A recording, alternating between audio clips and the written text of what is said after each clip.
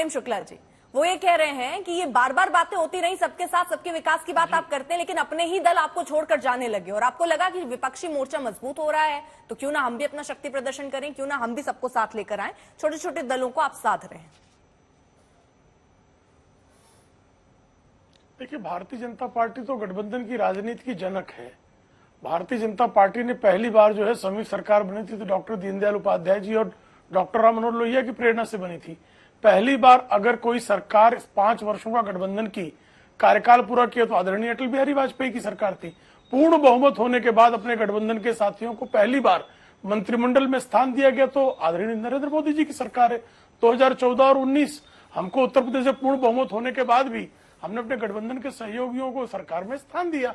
लेकिन समाजवादी पार्टी भी कह रहे हैं कि हमने एक बयान नहीं दिया बसपा के खिलाफ। साहब, गेस्ट हाउस कांड में आपने सिर्फ सुश्री मायावती की हत्या नहीं कर दी, भी हमारे स्वर्गीय प्रमोद द्विवेदी अगर नहीं पहुंच गए होते तो उनकी हत्या हो जाती। तो आप जो है बयान क्या बात कर दो। एक थाना मुझे दिखा दीजिए उत्तर प्रदेश का, समाजवादी बसपा के शासनकाल में, सपा के शासनकाल में, जब schedule caste schedule tribe atrocities act के तहत जो है मुकदमे न दायर हुए, उन पर आपने इतने अत्याचार किए। क्या बात कर रहे हैं आप। और जहां तक बात रही, भारतीय जनता पार्टी अपने गठबंधन के सहयोगियों को हमेशा समेटने का, साथ रखने का प्रयास करती रही है। हाँ, कई बार गठबंधन के साथी हमसे कुछ मुद्दों पर नाराज होते हैं, वो छोड़कर जाते हैं। वो छोड़कर जाने के बाद भी जो है भारतीय जनता पार्टी ने गठबंधन के किसी साथी के साथ अभद्रता नहीं की है। भारतीय जनता पार्टी जो है हमेशा लोकतंत्र और संविधान का सम्मान करने वाली पार्टी है। आप दूसरी तरफ देखेंगी, यही मुलायम सिंह यादव जी का परिवार था जिनके खिलाफ जो है बेहिसाबी संपत्ति का मुकदमा चलाया गया। आदरणीय मुलायम सिंह यादव जी के परिवार के सदस्यों की टेलीफोन की जो वार्ता थी उसको टेप करा के राजबब्बर जो कांग्रेस के नेता थे उन्होंने रिलीज किया। आदरणीय मुलायम सिंह यादव जी का भयंकर उत्पीड़न किया गया। सीबीआई से उनको जो है दबाव डलवाया गया बेहिसाबी संपत्ति के मामले का भय दिखाकर, और 2008 में परमाणु समझौते के समय उनका समर्थन लिया गया। और मेरा आरोप नहीं है, तत्कालीन इनके महासचिव अमर सिंह ने ये इंटरव्यू देकर कहा कि हमको सीबीआई डायरेक्टर से दबाव बनवाकर प्रेम शुक्ला जी इतिहास में नहीं जाते हैं। अब फ्यूचर पर थोड़ा बात कर लेते हैं, क्योंकि 18 जुलाई को मीटिंग होनी है। बस आ रही हूँ आशुतोष जी, और भी मेहमान है जिन पर मैं जा भी नहीं पाई। एक जल्दी से काउंटर लेकर प्रेम शुक्ला जी, मुझे ये बताइए, जितने लोग अभी 18 जुलाई को आपने जिनको निमंत्रण दिया या जो साथ आ रहे हैं, कितनों को साथ लाने की कोशिश रहेगी आपकी 2024 से पहले? जी देखिए, जो भी भारतीय जनता पार्टी की नीतियों को, जो विकासवादी राजनीति को स्वीकार करेगा, वो सारे लोगों का स्वागत है भारतीय जनता पार्टी में। भारतीय जनता पार्टी ने हमेशा से जो है राष्ट्र प्रथम, पार्टी द्वितीय, व्यक्ति तृतीय के सिद्धांत को हमेशा स्वीकार करते हैं। तो राष्ट्र के हित में जो हाथ बटाना चाहे, हर किसी का स्वागत है। चलिए ठीक है, मैं जल्दी से एक रिएक्शन मलुक नागर और अखिलेश प्रताप सिंह से भी लेना चाह रही हूँ। सबसे पहले जरा मलुक नागर जी, क्योंकि यहाँ आरोप बीएसपी पर बार बार ये लग रहे हैं कि बीएसपी ने पूरी तरीके से हथियार ही डाल दिए हैं। समाजवादी पार्टी कह रही है कि हम आपको अपना दुश्मन ही नहीं मान रहे हैं। वो पार्टी जो आपके साथ टक्कर में लड़ा करती थी, आज वो आपको दुश्मन ही नहीं मानती, तो आप इसको क्या समझते हैं? ये आपके लिए शुभ संकेत है?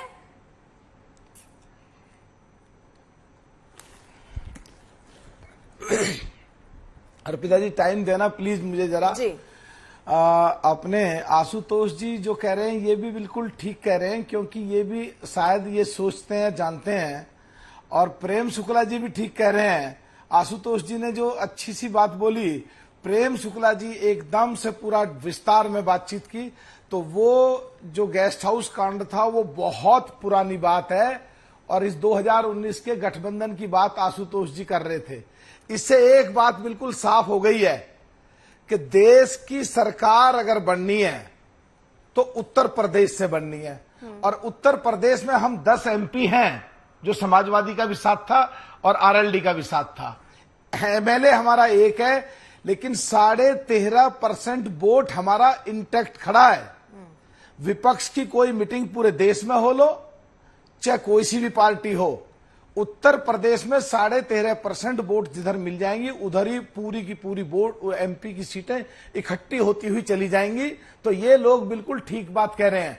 और पूरे देश में कहीं हमारी 9% है, किसी स्टेट में 4%, किसी में 7, किसी में 2, किसी में 1, जिधर भी हमारा मिल जाते हैं हम पूरे देश की राजनीति को बदल देते हैं। इसीलिए प्रेम शुक्ला जी भी अच्छी बात कर रहे हैं, समाजवादी पे टूट पड़े। समाजवादी वाले भी इसीलिए अच्छी बात कर रहे हैं हैं कि 2019 के बाद बात नहीं हुई है कोई भी।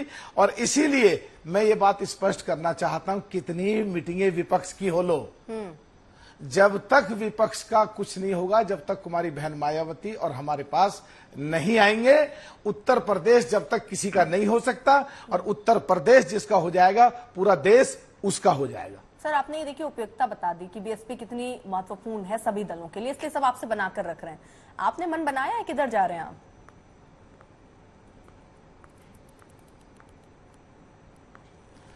देखिए, जहां तक मन बनाने की बात है, कुमारी बहन मायावती जी देख रही हैं और देश के तासीर को भांप रही हैं, और उत्तर प्रदेश के तासीर को भांप रही हैं, और आराम से बिल्कुल बैठे हैं।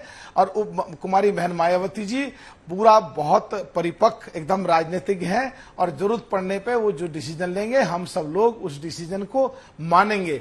एक बात बहुत अच्छी हो रही है पिछले दिनों से, और इसका क्रेडिट बीजेपी को भी कुछ जाता है। अच्छा, कि पिछड़ों की और दलितों की बात हो रही है।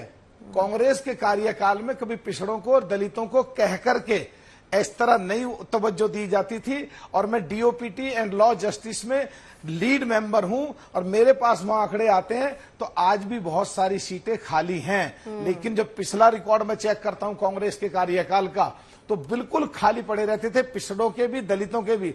अब भरे तो हैं, पर अभी भी बहुत गुंजाइश है। और पहले कभी पिछड़ों को और दलितों को संसद में कोई भी देश का प्रधानमंत्री ने नहीं कहा।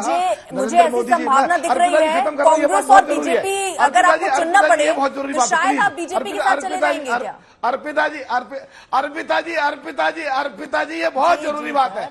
अर्पिता जी ये बहुत जरूरी बात है प्लीज, कि देश में प्रधानमंत्री जी खड़े हो कहते हैं मैंने इतने पिछड़े बनाए, इतने दलित मंत्री बनाए, कम से कम बात तो होने लगी दलितों की और पिछड़ों की। और ये राजभर जी और निषाद जी तो पूर्वी उत्तर प्रदेश के हैं, पश्चिम में आते हैं तो जाट गुजर यादव पाल सैनिक ससुराल लोअर कुमार तमाम मिल जाती है। अगर कोई राजनीतिक दल उसको सुन रहा है तो आपको साथ चले जाना चाहिए बीजेपी की। देखिए, हम पार्टी और पॉलिटिक्स और दलगत राजनीति से ऊपर उठ के हमेशा देश हित और जनहित में सोचते हैं। हम परवाह नहीं करते हमें कोई क्या सोचेगा, कोई क्या कहेगा। हम हमेशा जो सही बात होती है सरकार की सपोर्ट करते हैं, और जहां गलती होती है बिल्कुल खुलकर के पार्लियामेंट में टकरते हैं, भिड़ते हैं, जूझते हैं, ठोकते हैं। किसानों की, पिछड़ों की, दलितों की ठोक करके बात रखते हैं, और दूसरी पार्टियों के लोग वो बैठे भी नहीं होते हैं पार्लियामेंट में। ठीक सर, अगर मैं आपको ऑप्शन ए और ऑप्शन बी में साथ जाने के लिए, एक तरफ BJP option A, option B Congress, किसके साथ जाइएगा? अच्छा, सी भी दे देती हूँ, चलिए ऑप्शन सी समाजवादी पार्टी। हम जाएंगे, नहीं, हम जाएंगे। अर्पिता जी ध्यान से सुनना, हम जाएंगे देश के साथ, हम जाएंगे जनता के साथ, हम जाएंगे गरीबों के साथ, हम जाएंगे दलितों के साथ, हम जाएंगे पिछड़ों के साथ। और हमने अपनी सरकार के कार्यकाल में सिद्ध भी किया, और बहुत आसान है पार्लियामेंट सर में सिद्ध भी इसमें। किया। एबीसी ऑप्शन मैंने आपको दिया, जनता के साथ तो हर राजनीतिक दल ये दावा सीना ठोक के करता ही है, और जनता भी देख रही है, समझ रही है कि कौन किसके कितने साथ है, जनता के साथ कौन कौन से राजनीतिक दल है। लेकिन सर मैं ये समझना चाह रही हूँ, क्योंकि गठबंधन पर बात हो रही है, हर कोई अपना दम दिखा रहा है, विपक्ष अपने तरीके से अपने आप को मजबूत कर रहा है, बीजेपी अपने तरीके से मजबूत कर रही है, आप किस कुनबे के साथ जुड़ सकते हैं? ए बी सी ऑप्शन मैंने आपको दिया, बीजेपी, कांग्रेस या समाजवादी पार्टी, अगर भावना आप अगर एक को चुनना हो। देखिए, फिर